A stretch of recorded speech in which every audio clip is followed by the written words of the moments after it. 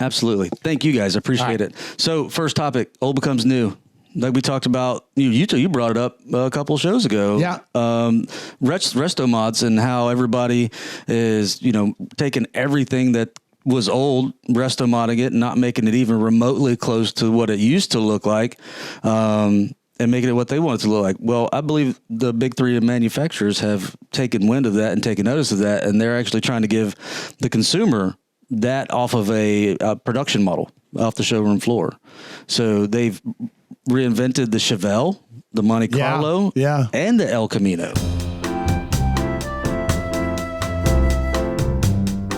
I do want to say thank you to all of our subscribers. You guys are absolutely amazing. We asked for your support, and you guys answered the bell. Pun intended. We noticed that less than 10% of you even know that we have put something new out.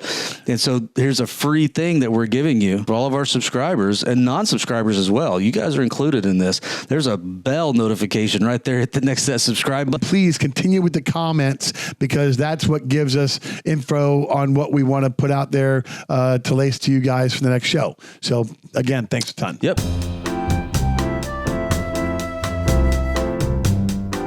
Now, restomods are taking all the high numbers. Well, you almost think all the high numbers until the very end there, but because that's a restomod. Is it? Yeah. Was it a different frame and all LS. that? Okay. So yeah. All right. Well, we'll continue on. So anyway, it's just taking something. It's numbers matching used to be the thing, and there's very few of that now. And so people said, "Screw it! I don't want to even deal with that headache, and I'm going to make it what I want it to be." Yeah. And so, like the new Chevelle. Honestly, I think this thing looks really cool, man. I really do. It has a 6.2 liter V8, 650 horsepower. I did not 0 to 60 in 3.5 seconds. I didn't bring my sunglasses, Chris. You found the brightest picture in the internet. Oh man, it's beautiful. Now, disclaimer. Yeah. Some of these images are hard to find, and I'm not an insider. We're not insiders. We're fans, just like the rest of you guys. And so if you have a better image that is actually more representative than the ones I'm about to show you of these models, please by all means share it with the class. Yeah. But that's the one of the Chevelle. We have another one of the Chevelle, another green one, and we can't really. There's people around it, but the paint job on it almost looks AI-ish, so I can't really tell. Yeah. But both of them kind of look similar. I'm looking at the crowd now a little bit closer, and are they AI? That's an AI job. Yeah. Oh man. But I love the color. I'm wearing green. Tiana dressed me today. Her favorite color is green. Every car, I feel like Richard Rawlings. Everything is green. Everything's green. But the two renditions we have are green, but totally different scapes of them. This one here doesn't look. The rendition looks totally different than the one we just looked at. Similar, but I love this color. Can we go back to the other one? Yeah. The thing I like about this. Well, that's got an old style scoop, the cowl and everything else. Where the other one was more modern cut. What do you like, Bryce? The colors remind me of Days of Thunder, the first car that he was in. Yeah. The city Chevy. The mellow yellow. Yeah. Mellow yellow, yeah. That's right. I always liked that paint scheme. Yeah. Great movie. But if the production model looks like that, man, they're going to sell out. They're going to sell out. People, it was growing up that I didn't want to be the Camaro or the Chevelle guy, because that's what everybody was ducking on and running up. So that's why I went with the Monte Carlo. This guy used to call him Grandpa Sled. I beg to differ, man. I always thought that Gen 1 Monte Carlos were great. And that's one of the next ones that are coming out. Yeah. Let's take a look at it. We got one. It's a Camaro. It looks like Camaro, and like I told Bryce and Kenny earlier, it looks like a Camaro and an Infiniti G35 had a baby. What? It does, because it has the Camaro front end, but that G35 like hips in the middle, in the hip. Yeah. Okay. Well, we're seeing here that they're doing the flare now. I didn't notice on the Chevelle. I do not think it had the side flare, like what the we're going to see, the wide body, like what we're going to see on the El Camino. They're going to jump into the El Camino. Now, there's another shot of the Monte, right? Yeah, the wide body Monte. And I can see it now more this way, but to me, there's zero take on the Monte Carlo. They did not follow the body line. No. They did not make it a long nose or a long trunk at all. I think that's the same. The wheelbase as everything else that's going to Chevelle and what have you. Well, they phased out the Camaro, at least for now, right? Yeah, is that gone? I believe. Yeah, it's what I've heard. You know, but that's just a Camaro Carlo or something. That's Camaro Carlo. I don't know. Trademark that name. The Monte Mero, right? I'm going to register that website right now. Yeah, right. You should come on. What did I say? Camaro Monte or Camaro Carlo? Camaro Carlo. Like we said, if you guys have anything better than what we have, and I looked quite a bit, and this is the best that I could find on the old Googles and the interwebs. If you guys have anything, please let us know. We'd love to see it. Rendition wise? Yeah, right. Or factual. Like if you have, if you're an insider and you've seen something, share it with the class. Yeah. What about that El Camino, Bryce? What do we got for that? Because this one here, there was a shot that I really dug. I dig that, man. Yeah, this one's pretty cool. I dig no vent window with the little kick window in the back, Bryce. They're not making it square cut off like the old El Caminos were. It's wide body. They're giving that little notch and they're keeping that a little bit longer. You could take it to the track or you could move a fridge. Absolutely. I mean, you could take it to the track with a fridge in the back. I wouldn't want to try to turn with a fridge. No. But if you happen to be going home back from Lowe's and you saw a race, you could race them and then get the refrigerator home to Honey before anything was really bad. But I like this that I said the wide body to me brings me back to the old Porsche days. But this, I like it. It doesn't look ridiculous on it. It looks purposeful almost, bringing it out. But on the cars that were, now are the bodies inside the same width as what the other cars were and they're going wide on the body for sure? Or are they shortened the capacity on the bed and on the cockpit, by doing the flare? And I just don't know that answer, but we won't know until we see one. Well, I think you've got these modern kind of truck hybrids like the Subaru Baja. You have some different examples lately where like it was just enough truck bed to call it a truck bed. Right.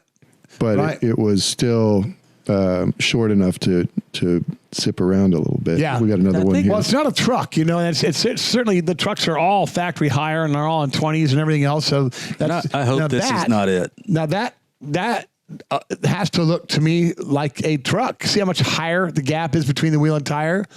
That to me says the new Silverado something, but it is a 4-door. And this looks less like an AI generated image, it does. partly because the people in the background are not facing the car. It looks more like car executives milling about, talking to each other. Well, what is the logo? Can you see good enough on the Chevy? Is that say El Camino?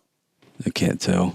Yeah, it doesn't say Silverado. It does not say Silverado. All right, so we're here again. Everybody, if you can help us out with a little bit of information on that stuff, we find this stuff, we throw it up there. But this does not look as much like a computer-generated picture because people are actually conversing, not paying attention, focus on the car.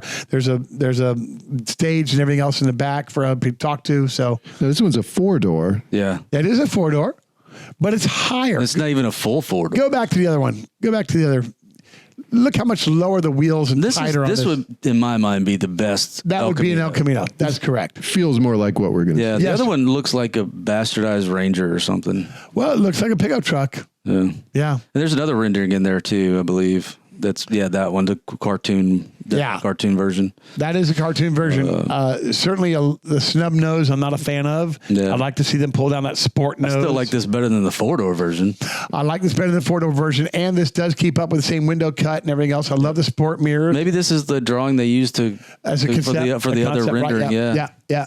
I don't know. That'd be cool. Well, they change a model several times in clay before you ever go to fabbing apart or something. I know because a lot more car, truck are kind of coming. But Subaru's got their version of like a 4-door car with a bed on the back of it. I don't know what it's called. I'm not a Subaru fan. Well, Tia and I went to breakfast this morning at Dottie's and we saw a 4-door truck. We didn't know what it was. Tia and I went over and investigated with Dooley and found out that this was a Silverado that was an electric Silverado 4-door with a 5-foot bed. Very short, 4 feet 8 inches, whatever they are.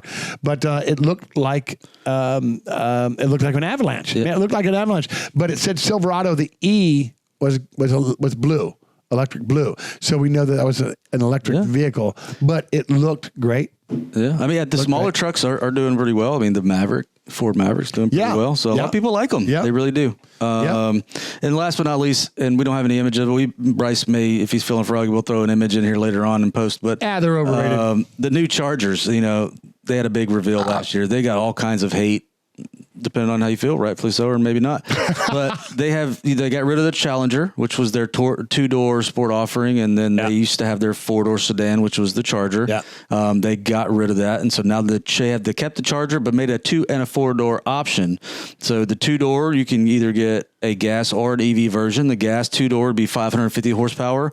The EV 2-door would be 670 horsepower. If you opt for the 4-door, you're still getting 420 horsepower, and that's in a gas V8. Now that's Dodge's new one. That's Dodge's. I don't think we talked about the General Motors power plants. They're 6.2 liters. Yep. I brought up 6.2 liter V8, and they're doing 650 horsepower. 650 horsepower compared to the 550 from Chrysler coming out. But I know the Charger isn't an old model coming new again. Nope. But what they are doing that was old that they're making new again is they're offering a single model in a 2 and 4-door version. For our younger viewers that may not know this, in the 70s and 60s, that was very, very common. Yeah. And this right here is a 1979 Ford LTD.